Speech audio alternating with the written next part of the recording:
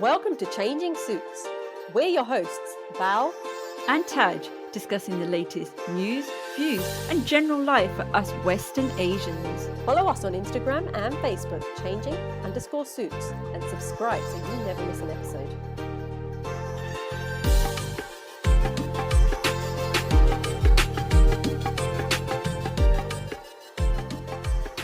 Hi, welcome to Changing Suits. My name's Val. And my name's Taj. Today, we are going to have a lovely guest join us today, our second guest, so we're quite excited. And we're very excited because this is Datt, who is an influencer on Instagram. She's going to be giving us the positives, negatives, and she's going to be talking about her life. So, Datt, do you want to introduce yourself? Hi, my name's Datt. Sometimes people say Datt. Datt, sorry. That was Yeah, me going back to the Asian way.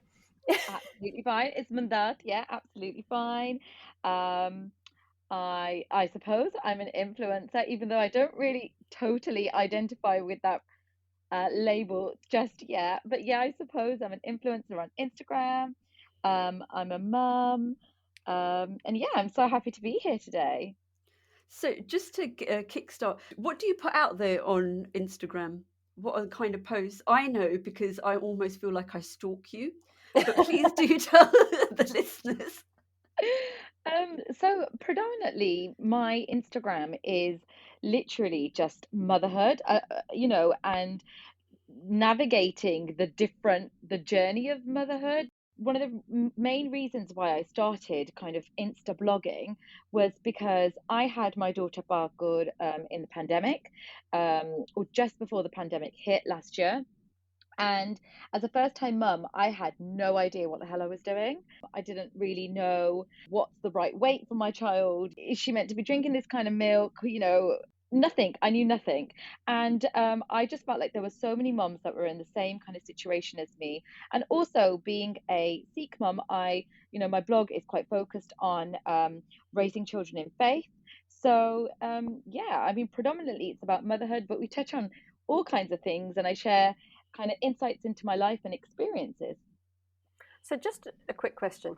So I was talking to a good friend of mine today who we've just found out is pregnant. So first time that she's pregnant, and first time you're like, oh wow, how big is the baby and all this. What was your source of information?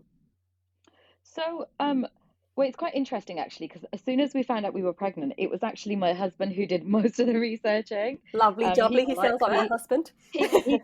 He took on the role of information gathering. He bought the books. He booked the baby show. He booked the hypnobirthing. He booked the NC. Well, we didn't do NCT classes, but we did like these other local kind of pregnancy antenatal classes. He booked the lot, and actually everything we pretty much bought, he chose. Like, I had no say. Modern man, I like this. I was going to say he did better than my husband, actually. I'm going to have to go back and complain. Yeah. It's too late now, pal. Go back with the receipt. Yeah. But ultimately, I suppose, other than the kind of classes that we went to, and the things that like my parents told me or my mother-in-law told me, that was the information that I had. You have a baby and then you just raise it. that was pretty informative from them, though. To Absolutely. be fair. But totally. Why did you decide to go on social media and Instagram specifically? So it's really interesting. So before I created Datt Mom, I would just blog on my own Instagram, and so many people would say to me, this is so relatable. So many people I found had children during the lockdown. It was kind of like a baby boom type of time. And yeah, lots of people said to me, oh, you know what, Datt, you should make this public because lots of people would benefit from this. And I was really umming and ahhing about whether I wanted to be in the public eye, so to speak. And then earlier this year, it was January time actually, and it was a random Tuesday evening, and I was sitting in my lounge thinking, should I create a blog? Should I not create a blog? And my husband's Jeevan was just like, just do it.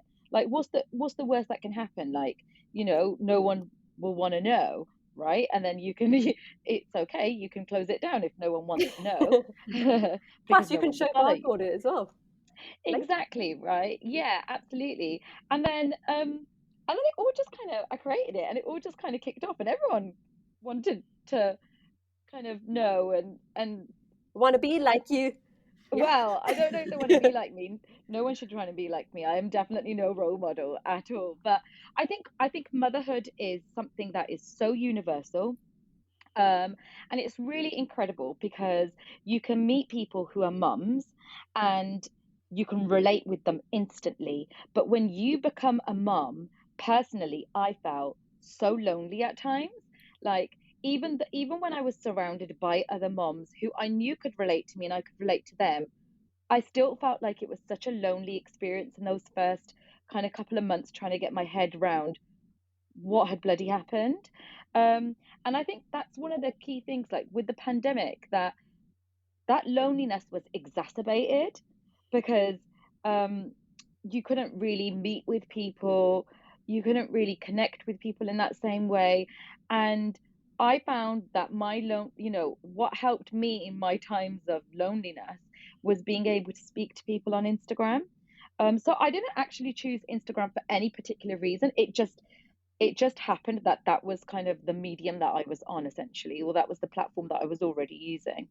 So you're saying that you're connecting with other mums. So Hmm. you're saying they were messaging you and you were messaging them back. What kind of were they asking for information or just saying, "Oh, I liked what you put up there"? What was the messages that were going to and through? So, some of the original blogs posts that I would put up would be things like comments that I received before I had Barcode because I've been married 6 years, coming 7 years. So, we waited before we had children, and people could really relate to that. And then, so to begin with, the messages that I were getting is, "Oh my God, I can relate to this. Oh my God, I went through this. Oh my God, I wish someone had spoken about this or raised more awareness about this." But before. And then when I started sharing about kind of like my birth story and the things that we did with Bargood, in particular, some of the Sikh rituals that we did with her when she was born, that's when I started getting lots of messages about, oh my God, I never knew this. Can you educate me on this?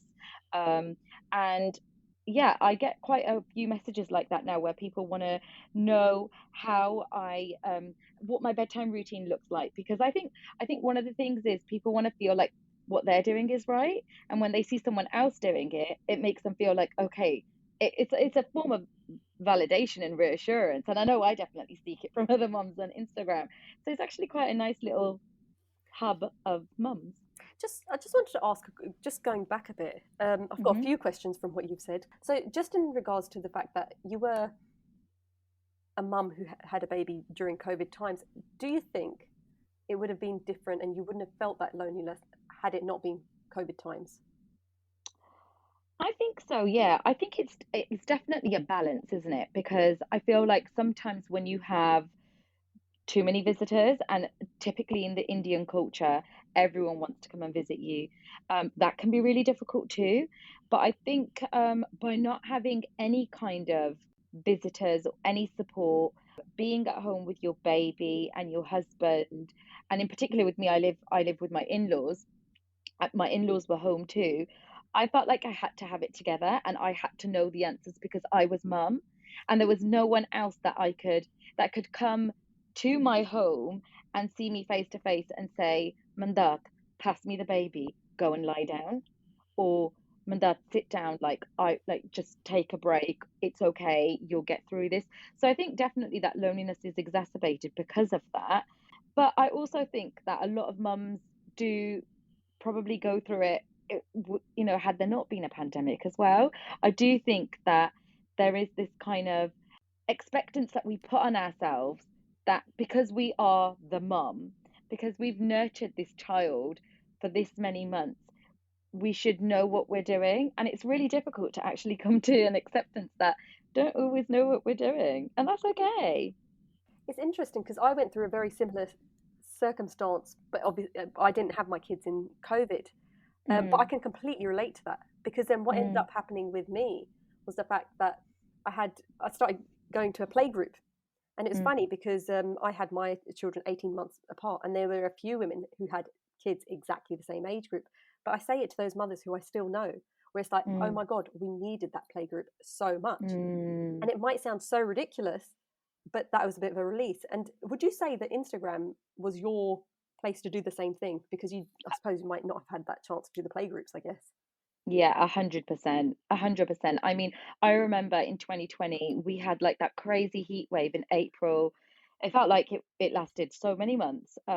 And I was on Instagram putting up posts saying, "What do I do to keep my baby cool?" And at that time, my Instagram was private. It was just family and friends. And I would get so many responses just from family and friends, and it also just like people that you know.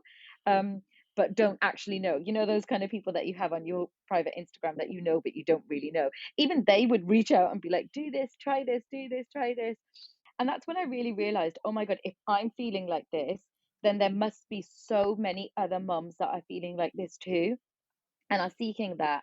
And when kind of COVID didn't, come to an end in December, like we all thought it would, we thought that, Christmas last year would have been back to normal as Boris Johnson promised. And we Don't were get in, Bell started on Boris oh Johnson. God. Please don't. And we were in that third lockdown, which personally I felt like was the longest one, the beginning of this year from January through to like April. That's when I was really like, okay, like, uh, there's going to be other mums out there and dads actually who are going to be feeling the despair that I have felt in this last year, essentially. And, a problem shared is a problem halved, isn't it? I really truly believe that. And Instagram has 100% provided me with that. And I know it's provided others with that too. So you've said that your family and the people that you kind of knew were really positive, but then that was at a time when it was private, and when you went public, what were the Hmm. responses? Was it always positive for you, or have you experienced any negative feedback as well from what you've been showing on Instagram? So, to begin with, it was all super positive. Um, and But then, as you begin to share more about your life, you do have people on there that love to troll you. So, like when I've shared things about when it was Sparg's first birthday, earlier this year in February, I shared a reel that was I created a playroom for her, and it was like a super budget, easy playroom, and I showed kind of my followers how to convert a space essentially to make it into a functional playroom space. And I shared a video on the reveal, and so many people, like, that video went viral. I think it's got over like 500,000 views or something like that. Wow. It went Wow. ridiculously viral. And and then I had so many people comment saying, why have you named your child Bug? It's such an old name. So like really kind of like just Wow. Oh, some hitting kind ones. of, yeah, Judgment. like really judgmental. Like, do you know that when she goes to school, she's gonna be bullied, this, that, the other. But I think there's different types of trolls. So I've received negative kind of judgments like that. But then more recently, I've received more kind of like faith-based attacks, I suppose. So obviously it was Halloween not so long ago, and my daughter had a Halloween party at nursery, which wasn't even a party; it was just a bunch of activities that the kids did together. And we decided to dress up, so she went dressed as a spider monkey thing, and Thing. I It thing, was I a got well so thought out bored. costume. Well thought out costume, absolutely. It was a despair buy. It was like a desperate buy from Asda, if anything. We all do It was that, like don't worry. it was like, oh, that's the only size in that, right? That'll be that. And then me and Sukhjeevan, we brought costumes from a fancy dress shop, paying a price that we really shouldn't have paid. But we just thought it's her first little Halloween thing. It's like just a seasonal activity, isn't it? And I put up a reel where we are just dressed in our Halloween costumes and we're not even doing anything. We're just standing there saying hi. And I was trolled so bad for that by people who felt like that it was it didn't follow the tenets of the Sikh faith, and that it was really controversial, and that essentially I was a bad Sikh, and I was promoting paganism, and essentially I was blurring kind of like the boundaries of my faith, essentially, which is so factually incorrect. Just out of interest, we've just recorded a podcast where we have talked about social media, the positives and negatives, Mm, and it's quite clear from from that podcast where I'm not the most social media type of person, whereas Taj is. mm, What were your feelings in that case in regards to both the positive and, after you've said that, the negative comments as well? Because again, I wanted to go back to your mental health on, I suppose, the negatives, but when you mm, get positives and the likes and the shares as well, how does mm. that make you feel? It's really encouraging. It makes me feel like, okay, what I'm putting out there has been received well, but it's also really humbling. Like, it makes me, I always have that feeling of, oh my God, okay, like all these people are interested. Like, how is that even to be? Um, but it's really encouraging. It makes me want to do more. It makes me want to put more out there. When you have the likes and the shares and the DMs, and I'm the kind of person I've always put on my Instagram, I am here, open, available for a chat. If you've got anything going on, like chat to me. Like I'm just a regular mom trying not to botch up motherhood, like genuinely. And I think that that relatability has really done me well. And it's not anything fake. It is just genuinely you, like what you see is what you kind of get. And I think that's encouraging, because what that shows to me is that you don't have to be this perfect mom, you don't have to be a super mom. But then when you get things like, I'm not going to lie, this is really honest now, when you get that kind of negative feedback where you have people print screening pictures of your child or whatever and then putting them on their anonymous kind of accounts, it makes me not want to do it. Like my initial feeling straight away is like, not block and delete. It really is just close the account down. Like it has that much of an effect, because when you put so much of yourself out there, it's hard not to feel like it's personal. Mhm. Mm. And lots of people say to me, Mandad, don't even engage. Like with this particular account, I sent them a message and I was like, I completely can try and understand that your point of view, that you feel like this isn't sicky, let's have an open dialogue. And obviously they came back with nothing. But so many people have said to me, so many other kind of Instagram bloggers have said to me, do not engage, like just block and delete, like have that tough skin. But it's hard to have that tough skin. Sometimes it really is. But it is interesting the fact that you did, despite some other people saying don't engage, and you decided to engage. Why did you decide to go against their advice? Just out of interest. Because we, in a podcast before this, we had a similar conversation, and we were Mm, just saying it's that almost childlike thing when you've got a present in front of you, you need to mm, open it. You're poking at And it, mm, I suppose. it's the human thing that you would do, that human nature, the inquisitive side of you. But mm. what did make you want to respond to that DM and to those negative comments that were coming your way? The reason why I wanted to respond to it, because I just felt like that kind of like thought process, um, that you can't engage in Halloween activities, fun, harmless activities, because you're a Sikh, just gives off this really negative light that Sikhi is something that's really restrictive, or that religion is restrictive. When for people like me, I'm an Amritari, I'm baptized, my faith for me is liberating, it's freeing. And I hate the fact that that narrative is out there, that actually faith has to be restrictive. And I just wanted to, I think that was one part of it. And then the other part of it is that naturally, it's that people pleasing gene that we all seem to have, that it's actually like, actually, no, you become quite defensive and you feel like, no, actually, I don't want you to think like this about me. I want to show you that that's not true. And there is another point of view to this. So yeah, I think that's what it was really. It was the narrative, and also probably not wanting to not be that person's cup of tea, honestly speaking. You said that the person didn't then reply. Is that correct? So Right. they didn't. Okay. Mhm. So Mhm. going forward, have you engaged again where you've had negative feedback from No, Instagram? now I've just no, now I just block and delete if I'm Oh, really don't you honest, just hate it when someone because else is right?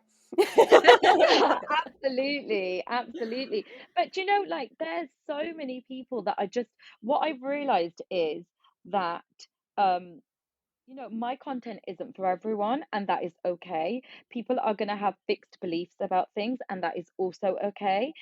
That's not on me, that's on them. Like, I get messages sometimes from people that say, oh, Amritari Sikhs are so judgmental about blah blah blah blah blah.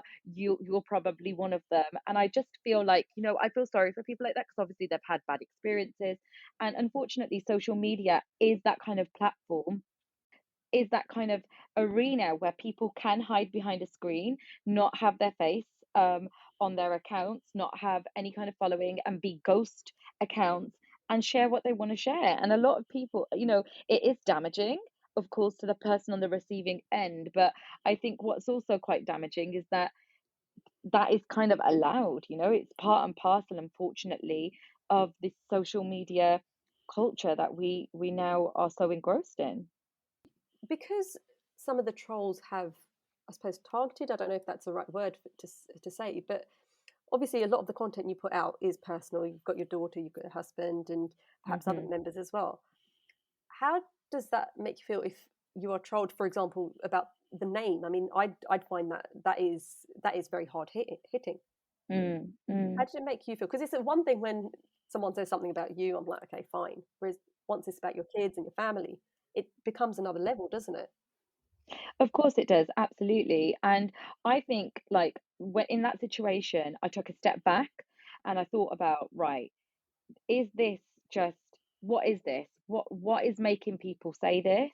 And it is just this need to fit into Western culture and Western society that some people are having an issue with my daughter's name being Bug. And if anything, it made me more determined to teach Bug that when she goes to nursery, when someone calls her Bug or Bag or mispronounces her name, that she is actually really steadfast in being able to say, that's not how you say my name. This is how you say my name. Because my name, Mandat, is really uncommon.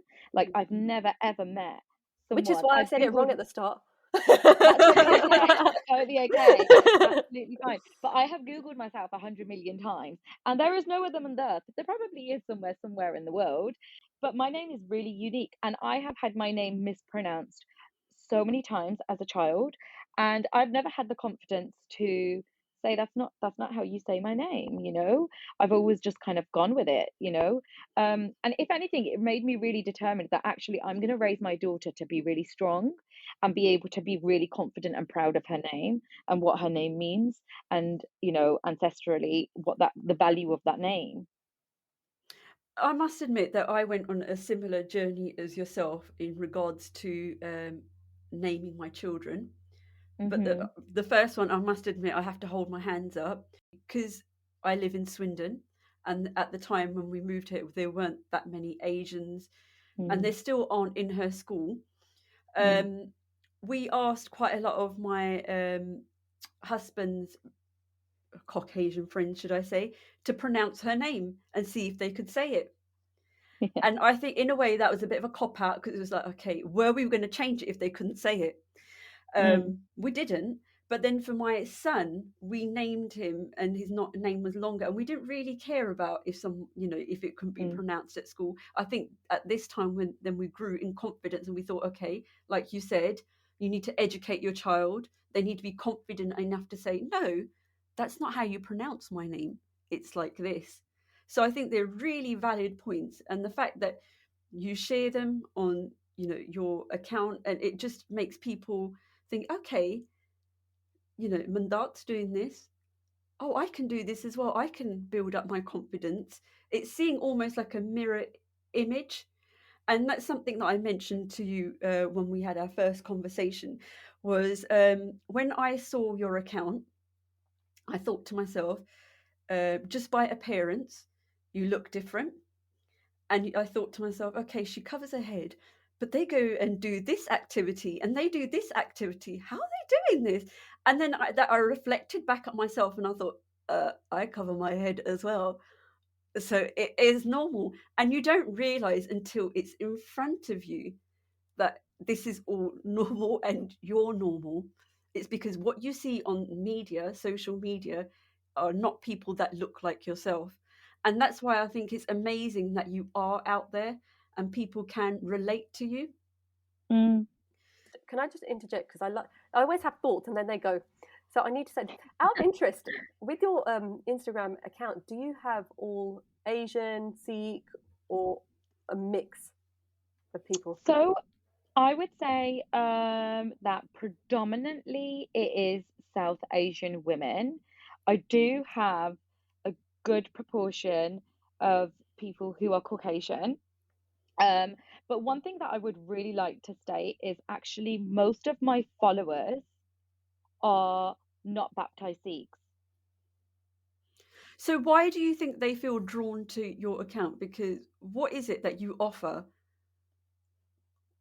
I feel like I offer a real insight, like a real honest insight into the life of a practicing Sikh woman or a practicing Sikh family. And I think what draws people in is this notion or this idea that people also want to, regardless of where you are in your spirituality or in your life or in your journey, you know, people want to educate their children about their culture, their heritage, provide their children with a sense of belonging and identity. And that's one of the things that I cover on my social media as well, because I'm very focused on raising flag within the parameters of the Sikh faith. And I think what draws people in is being able to get kind of gain that inspiration or ideas from the way that we live our lives and kind of implement them in their lives. Like just last weekend, actually, I was in Birmingham and I was at one of the Gurdwara, the Sikh temples in Birmingham, and someone was sitting behind me and I had no idea who she was. And she just tapped me on my shoulder and she was like, "Are you Datt mom? Are you Datt mom?" And I was like, "Oh my God, You're like, here I no, am I'm not. Sorry, completely." who are you? I was like having total imposter syndrome, and I was like, "Yeah, that's me." What And did I do? she was like, "I follow you on Instagram." And I was like, "Thank you." I didn't know what to say. I was like, I genuinely didn't know what to say. And she was like, "Yeah, and you know, my family always say to me, you're not a religious person. Why are you following such a religious person? Okay. But you know, you help me understand my faith. Like, you help me like understand who I am, and then I can teach it down to my kids and blah blah blah." And I think just it's what you said, isn't it? It's when you see someone who looks like you but doesn't fully, like, I understand I'm a turban wearing female, Mm. but I'm still a, you know, South Asian woman. um you know, I think when people see other people of the same faith or the same color, it does become a bit of a mirror, and you do want, you know, like I know I have it when I look at some accounts on Instagram. It is that I have that same feeling with a lot of people too, Mm. and I think people are drawn to that. You know, it's something to aspire to, essentially. Not that I'm a role model or any kind, nor should I ever be put on a pedestal or be as a role model to anyone. I think that actually, you know, it's a nice place to be able to gain inspiration from each other, really, and aspire to be better. No, I definitely agree, and I think you are a great role model. To be honest, you're very Despite what you humble. say. You're very humble. I must admit, you're very humble, and that's beautiful in itself. Oh. So we've talked about the parenting side of things, but you do Mm. touch on more delicate sides and Mhm. things that have happened in your life. Mhm. One of them being of your dad passing away, and Mhm. that you put out there as well. Could you Mhm. tell us a bit about this and the journey that you have gone through and where you are at the moment with dealing with the bereavement of your Mhm. father?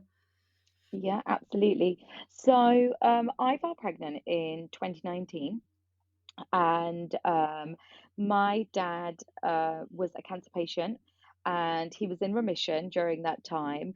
But late 2019, we found out that his cancer had returned.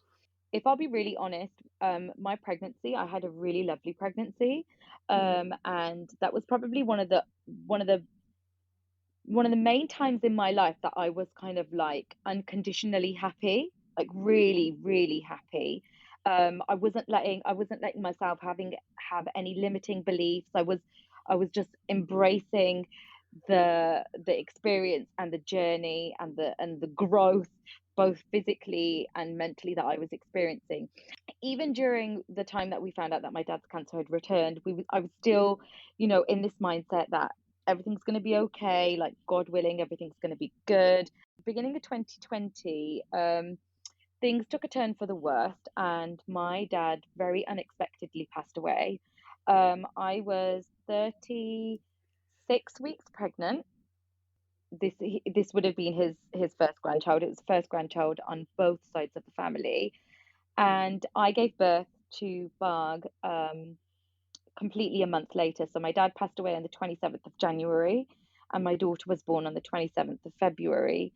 And it was really quite a traumatic time, um, because I watched my father pass away, and I think, do you know, when you're in the midst of something, your body goes into fight or flight, and you don't really feel the effects of what is happening. That's exactly what happened. I was in survival mode, I think, when my dad passed away. And then I continued to be in survival mode when my daughter was born. And I would say, I suffered from your typical baby blues that, as mums we all experience. And once that fourth trimester, once Bag turned 3 or 4 months old, I started to find that actually I couldn't snap out of the baby blues, essentially. And there was something a lot more deep rooted going on. And I was suffering a lot from flashbacks of my dad's death and that the lead up to his death. And it wasn't until kind of June things had got really difficult in my marriage. And I want to put it out there, I have an incredible husband. He's my bestest friend, and I can talk to him about anything. And we got to a point where I just couldn't communicate how I was feeling. And so we made the decision that I should see a therapist. And at that time, COVID, NHS, waiting lists, we just knew it wasn't going to happen that way. So we went private. And during therapy, we discovered that I was suffering from post traumatic stress disorder. And that was because of the fact that I'd watched my father pass away, and within a month I'd given birth to a child. Two absolutely massive life changes, but at the same time they were two sides of the same coin, which is what was really difficult. So during my maternity, I was actually in therapy for PTSD, and my therapy has came to an end kind of the middle of this year. And grief is something that we all grief isn't something that can be kind of quantified. It can't be dealt with. It isn't something that goes away. It is something that you learn to live with, and you have difficult days and you have easier days. But yeah, it's been a tough journey, a really tough journey.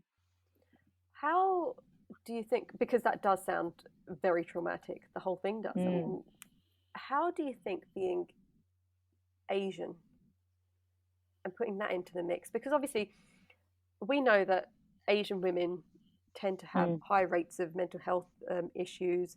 Was that a factor in the being Asian? I think so, for sure, because as women, we are conditioned to mask, you know, and we're conditioned to mask our emotions. We have multiple roles, and so we end up our putting ourselves first. Like growing up, my mum's incredible, but growing up I have watched her put absolutely everyone before herself. And so naturally that's what comes. That's exactly what I do.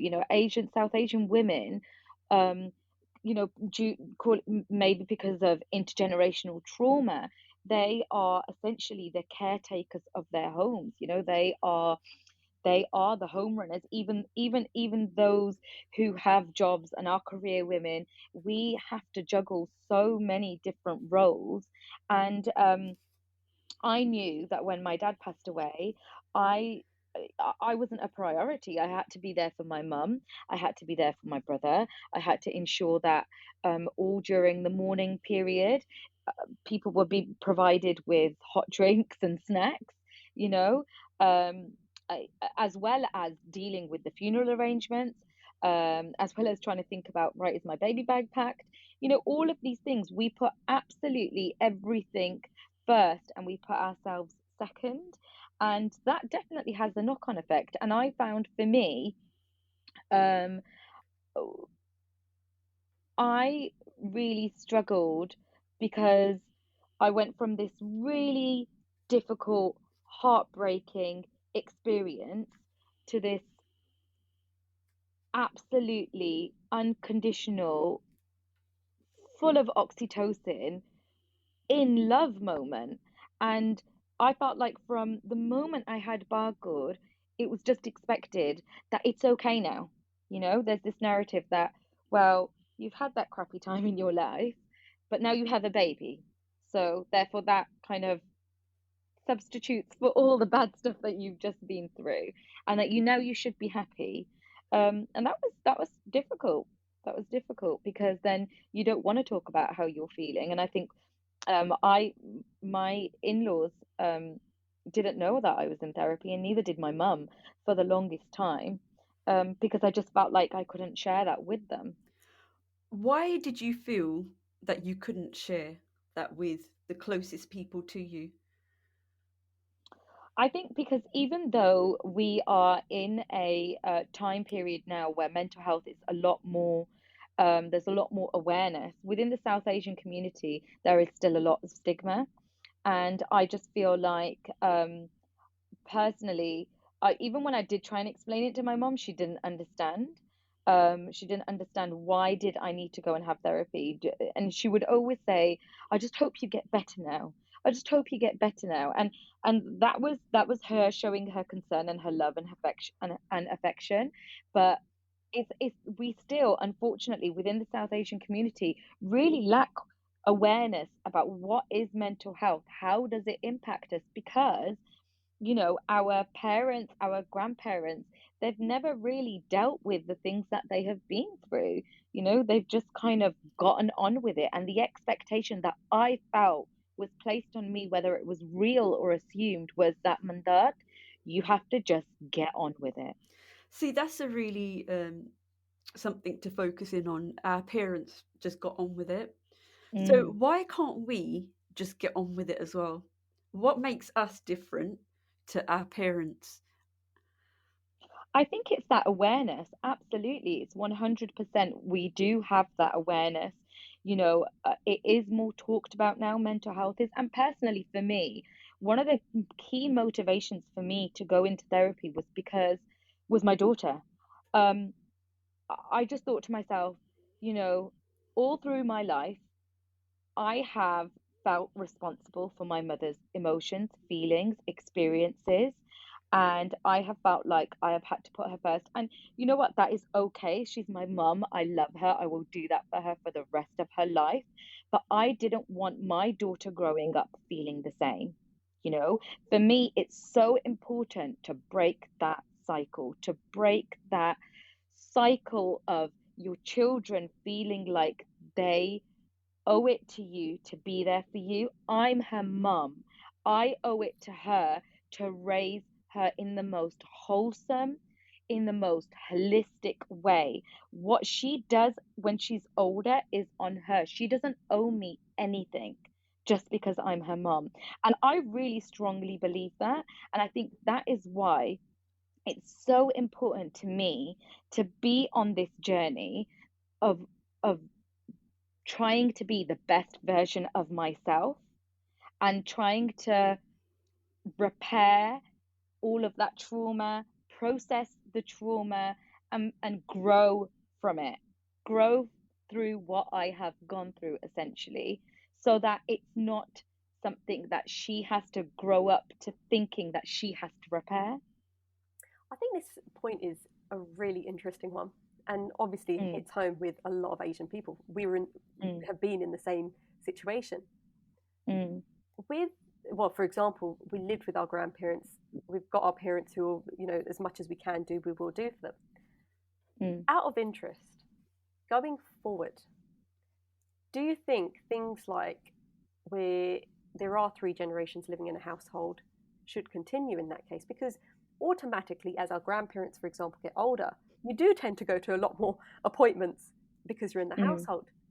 mm, But I felt from our point, and we've done a podcast on this previously, I thought there was the positives. Obviously, the negatives were, yes, you had to go to those bloody appointments, and there were tons of them.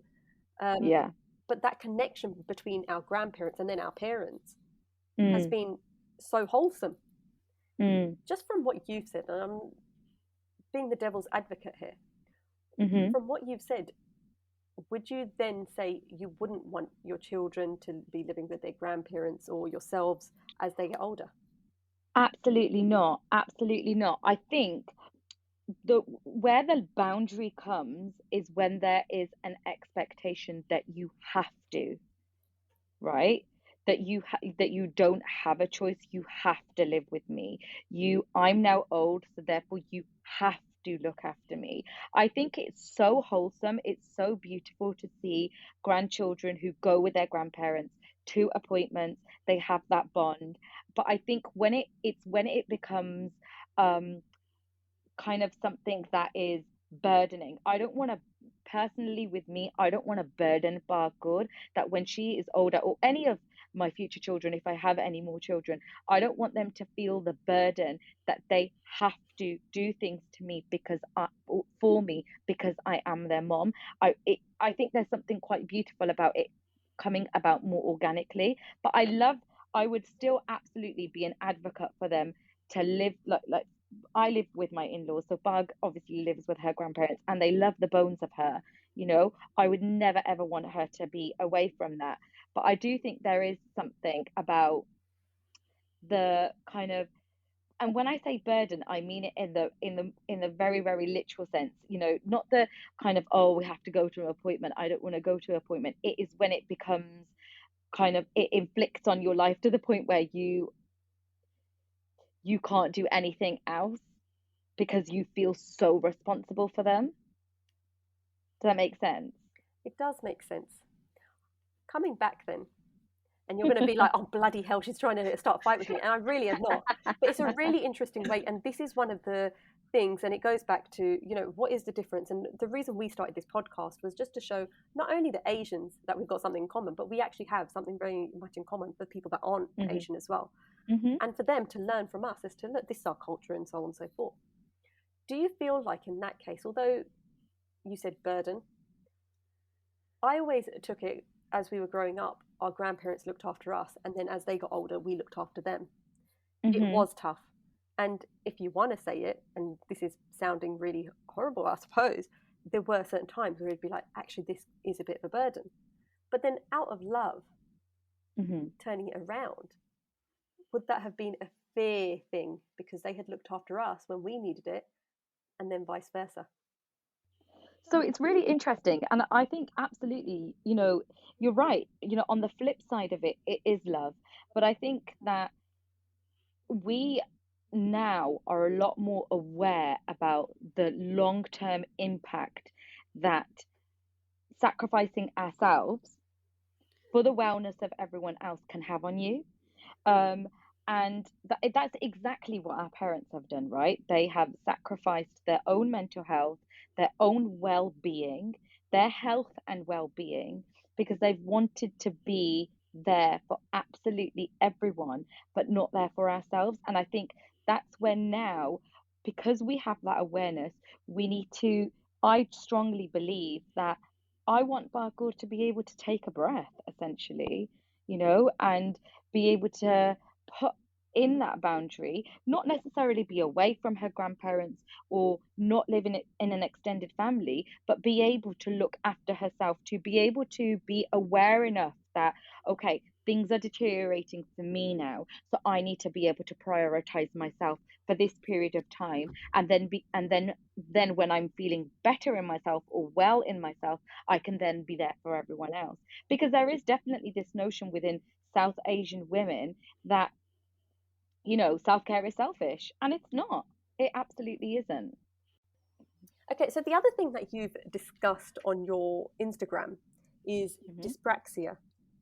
Hmm. Now, could you just explain a bit more about this? Because even we are we are unaware, and the awareness would be fantastic. Absolutely. So, dyspraxia is a developmental coordination disorder. So, as you all know, we need to be able to use our hands for fine motor skills, such as doing up fasteners, butters, using cutlery, eating, being able to hold a drink, being able to do shoelaces, So are handwriting. these all motor skills you're talking about? All motor skills, yeah, absolutely. And then Okay. we need gross motor skills to be able to, walk, jog, for children, crawl, all of these kind of things. The developmental coordination disorder, like dyspraxia, is when the communication essentially between the brain and the body is there is difficulties with that. It's not as streamlined and as smooth as someone who doesn't essentially have dyspraxia, someone who is neurotypical. So um, it is a neurodevelopmental disorder. And yeah, definitely it impacts on your fine and gross motor skills, making some really functional things that we do day to day really difficult. And the reason why we wanted to highlight this was because this is what your husband is experiencing. Yep. And how does he cope with this on a day-to-day basis, and how does it affect his daily life? So it's quite interesting because conditions like dyspraxia are often diagnosed within school settings. So usually it is diagnosed in childhood because children really struggle with handwriting, children struggle with engaging in PE, and it's really quite apparent that your fine motor skills and your gross motor skills are delayed. But unfortunately for Sukhjeevan Singh, he went to a private school and all of these things were just overlooked. And his parents, unfortunately, once again, didn't have the knowledge. They just thought that he was lazy and messy. And he received a diagnosis in adulthood, which isn't actually that common. Now, how it impacts him on a day-to-day basis is that his handwriting is illegible, completely illegible, because he does not have the manual dexterity within his hands to be able to write legibly, to be able to have correct letter formation or placement on the line, or any of these things. So he's really heavily reliant on using adaptive technology such as laptops and dictation and stuff.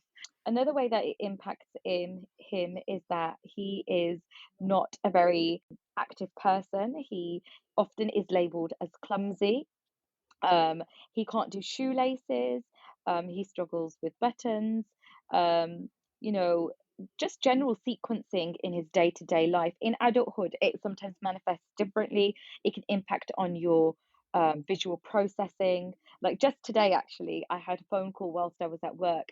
His laptop charger, he couldn't find it, and it was in a bag on the dining table. And our dining table cover is grey, and the bag that his charger was in was grey, and he couldn't visually discriminate the Oh bag God, that's from the really hard. table. Yeah. Mm. Really difficult. So it can really have an impact on your processing, visual processing. And I had to tell him, look for the fruit bowl. There's a grey bag behind the fruit bowl, and he could, identify the fruit bowl and then identify the bag. So it can impact massively on your day-to-day function. And what is the kind of response that when you did mention about his parents, thinking that he was lazy, etc. What was the community response to it? Because usually the community are like, yeah, lazy, can't be bothered, write them off. Why are you wasting time with them? Do you know what he experienced from the community and the people around him? So I think from the wider community, Sukhjeevan's always been someone that's been loved by his local community. So I don't think they really thought much of it. But I know that his parents, especially, like his dad was always very much like, you're just not focusing on your handwriting, or you're not focusing on PE, or why don't you just get it? Why are you so messy? He always had these labels attached to him, and I think he really struggled with that. And actually, whilst some people would say receiving a diagnosis is like, is a form of attaching a label, and people can see that in a negative light. This actually, for him, getting a diagnosis and having the label of being dyspraxic was really quite freeing for him, because it helped him understand himself, and it helped him understand that actually all these years I've just been misunderstood. I'm not incapable, I'm not lazy, I'm not stupid. I just find it difficult than other people. I can do these things. It's just going to take me much longer. And how have his parents then responded to that then? Because now you've realised that it's something medical rather than laziness, I guess. So getting a dyspraxia diagnosis is not something that happens overnight. When you're an adult, there are so many more tests that they have to do. They have to make sure neurologically you don't have any tumors in your brain, causing the kind of the difficulties. They have to do a whole host of psychometric tests as well as physical tests. So it took a year and a half to get his diagnosis, and all through the process, when I was explaining it to them, because obviously it was one of my other Your roles, duties. one of my other duties, as all as South Asian women have these random duties, was to explain it to Stephen's parents. At first, they found it really confusing, but then, as because we now have a daughter, and she at the moment is presenting as neurotypical, and what I mean by that is she's hitting her developmental milestones, and according to like the neurotypical kind of milestone ages, because I'm able to show them that actually Bargood has these problem solving skills at this age, and actually Sukhjeevan probably didn't have them at his age. They're able to understand it more, and they are so receptive to it now. They are so understanding, and I think it's taken a while, because it's really hard to explain, because one of the first things Indian parents say is there's something wrong with my child's brain, and it's like that's not the case. Mm. It's just that we're different, like we're all bio individuals, and that's absolutely okay. Just in regards to, we've discussed mental health, we've discussed dyspraxia. Obviously, one of the things that has come out from this podcast was the fact that our parents hadn't quite understood it, and raising the awareness Mm. for our parents has been a key part for us as well. Would you Hmm. agree with that? That the raising Yeah, awareness, not absolutely. only for us, but the older generation, is a bit of it might be a minefield, which you've probably Mm. quite recently discovered, but it is a very Yeah. important thing just for them as well. Absolutely. It's so important. And I think, like it's only when we have the awareness that we're able to then pass that down to our parents. And this is one of the positives of social media. There are so many negatives of it, absolutely. But one of the key positives is it is a brilliant platform to raise awareness. I am constantly learning about different things, different conditions, different awareness days, different cultures, different lives, different problems all the time. And it's only when we are educated that we could possibly pass that down to our parents, and most definitely pass that down to our children. But yeah, it is absolutely a complete minefield when you're having to like translate and explain it in Punjabi. But actually saying that, there is one particular social media page, and they are all about like kids' health, and they cover things like dyspraxia and stuff as well, and all different kind of neurodevelopmental conditions, and they provide like information, and they do reels and videos in Punjabi, like translated. Oh wow. Okay. So that's quite good. I think I don't know what it's called, Punjabi Kids Health or something like that. But yeah, so and that's amazing, because people like my mom, who was also on social media, she's learning too, right? So yeah. We're going to finish the podcast off here. And thank you very Hmm. much for joining us on this podcast. And for our listeners, do join Datt Mum so you can follow her journey in motherhood, mental health, her day-to-day learnings and experiences. Thanks for joining us. My name's Val. And my name's Ted. Follow us on Instagram and Facebook, changing_suits, and subscribe so you never miss an episode.